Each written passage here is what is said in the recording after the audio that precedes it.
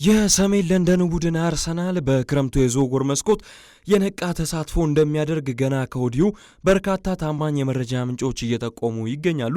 በተለይ ደግሞ አርሰናሎች ቀደም ብለውም በቡድናቸው ውስጥ የሚገኙ የተጫዋቾችን እንግዲህ ሽያጭ ሊያደርጉ እንደሚችሉ እየተነገረም ይገኛል። በተለይ ደግሞ ልክ እንደ ማርቲኔሊ የመሰለ ተጫዋች ጋብሪኤል ጄሱስ እና አንድ ዓመት በኮንትራቱ ላይ የቀረው ሊያንድሮ ትሮሳርድም ከቡድኑ ሊለቅ እንደሚችል መረጃዎች እያሳዩ ይገኛሉ። እንደሚታወቀው እነዚህ ተጫዋቾች በዘንድሮ የውድድር ዓመት እንግዲህ ከአርሰናል ጋር በተለይ ደግሞ ጋብሪኤል ማርቲኔሊና ጄሱስ የተለየ ጥቅም እንዲሁም ደግሞ ግልጋሎት እየሰጡ አይደለም። ይህንንም ተከትሎ ሚካኤል አርቴታም ቢሆን ከዚህ በኋላ በቡድኑ ውስጥ ያቆያቸዋል ተብሎ አይጠበቅም። እንደሚታወሰው ከዓመት በፊት ለማርቲኔሊ ከሳውዲ አረቢያ 80 ሚሊዮን ዩሮ አካባቢ እንደመጣ አንዳንድ መረጃዎች ሲጠቁሙ ቆይተው ነበር። በተለይ ደግሞ ከአልናስር ማለት ነው ዘንድሮስ የሚለው ይጠበቃል።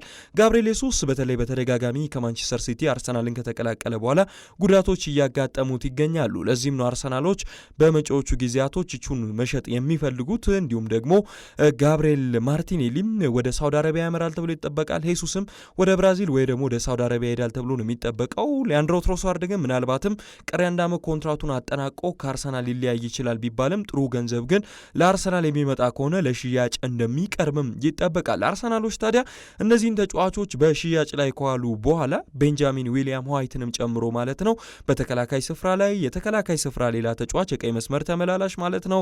ከዛም በኋላ ደግሞ የአማካኝ ስፍራ 10 ቁጥር ተጫዋች እንዲሁም የግራ ክንፍ ተጫዋች ጥራት ያላቸው ተጫዋቾችን ወደ ኤሚሬትስ እንደሚያመጡ ይጠበቃል።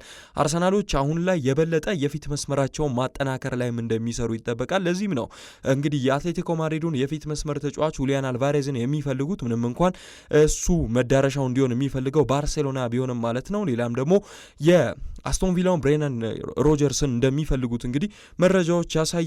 ሮጀርስን ቢሆን ክረምት ላይ ከአስቶን ቪላ ጋር ሊለያይ ይችላል የሚሉ በርካታ የመረጃ ምንጮች እየወጡ ነው። 80 ሚሊዮን ዩሮ ደግሞ አርሰናል ለተጫዋቹ ያወጣል ተብሎ ይጠበቃል። ሌላ የግራ ክንፍ ተጫዋችም ክረምት ላይ ያመጣል ተብሎ እየተጠበቀ ነው የሚገኘው። ታዲያ አርሰናሎች የበለጠ በመጪው የውድድር ዓመት ለአውሮፓ ሻምፒዮንስ ሊግ ብቁ ሆነው ለመገኘት በማሰብ ነው የፊት መስመራቸውን ለማጠናከር እያቀዱ የሚገኙት እየተነገረ የሚገኘው።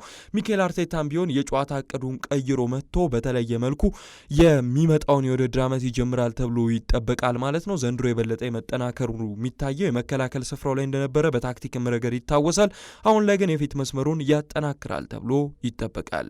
ሪያል ማድሪዶች ኢብራሂማ ኮናቴን እንግዲህ ዳግም ለማስፈረም እንዳቀዱ መረጃዎች ያሳያሉ። ያው ቀደም ተብሎ እንደሚታወቀው ኢብራሂማ ኮናቴ ስሙ በተደጋጋሚ ከሪያል ማድሪድ ጋር ሲያያዝ የነበረ ተጫዋች ነው ኢቡ።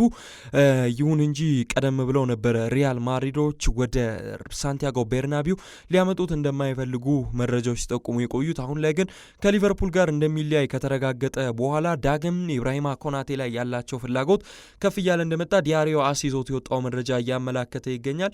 በነፃ ነው በነገራችን ላይ ሪያል ማድሪድን የሚቀላቀል ከሆነ በሮች ክፍት የሚሆኑለት። ስለዚህ ሪያል ማድሪዶች እንደሚታወቀው ላለፉት ዓመታት በዝውውር ፖሊሲያቸው ነፃ ዝውውር እንግዲህ የሚያገኙ ከሆነ እንደማይምሩ ይታወቃል። ይህንንም ተከትሎ የተከላካይ ስፍራ በተለይ ደግሞ ሪያል ማድሪድ በጣም መሳሳት እንደሚታይበት ይታወቃል። ሆዜ ሞሪኖም ቢሆን ሪያል ማድሪድን ከተቀላቀሉ በኋላ የመጀመሪያ እቅዳቸው የተከላካይ ስፍራውን ማጠናከር ነው። ለዚህም ደግሞ ቅድሚያ ተመራጭ እንደሆነ እየተነገረለት የሚገኘው ኢብራሂማ ኮናቴ ነው። ኮናቴ በተለያዩ ቡድኖች ይፈለጋል። ወደ ጣሊያንም እንግዲህ የተለያዩ ቡድኖች እንደሚፈልጉት እየተነገረ ነው። ፓሪስ ሰን ዠርመን ጋር ስሙ ሲያያዝ እንደነበር ይታወሳል። የተጫዋች መጪዎቹ ጊዜያቶች ታዲያ ኢቡን በየትኛው ቡድን እንመለከቷለን የሚለው እጅግ በጣም አጓጊ ሆኖ እየተመለከት እንገኛለን።